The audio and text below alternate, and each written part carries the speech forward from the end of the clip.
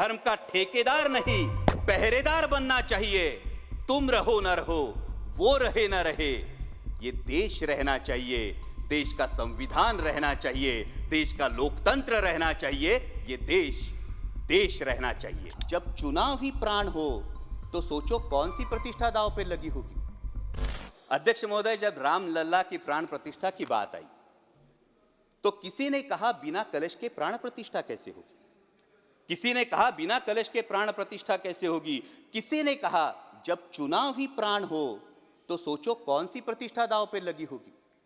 लोग तो कुछ कहेंगे, लोगों का काम है कहना, आप जन की बात मत सुनना, सिर्फ मन की बात करना। फिर भी खुश थे हम 500 साल का सपना जो पूरा हो रहा था, हमारे अंदर का हिंदू भी पूरी तरह से जाग गया था। तो चल पड़े अयोध्या की ओर, रामलल्ला की दर्शन की आस लगाए। चल पड़े अयोध्या की ओर, रामलल्ला के दर्शन की आस लगाए। जो सामने नजारा देखा वो देखकर दंग रह गए। वो 3 मंजिलें, 400 खंबे, 32 सीढ़ियां, जय श्री राम का नारा लगाते हुए हम सीढ़ियां चढ़ने लगे। रामलल्ला से क्या गुहार लगाए ये सोचने लगे। पहली सीढ़ी पर याद आई महंगाई, पहली सीढ़ी पर याद आई महंगाई, दूसरी पर देश में बढ़ती बेरोजगारी, तीसरी पर पत्रकारिता की चरण चुंबकता, चौथी पर सेंट्रल एजेंसीज की संदिग्ध भूमिका। हर सीढ़ी पर कुछ न कुछ याद आ रहा था, हर सीढ़ी पर कुछ न कुछ याद आ रहा था।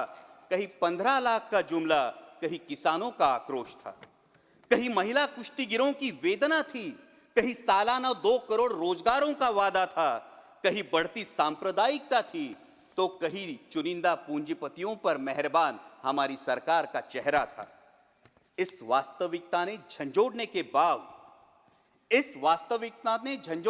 बाद भी हम अंधभक्तों की तरह चलते गए।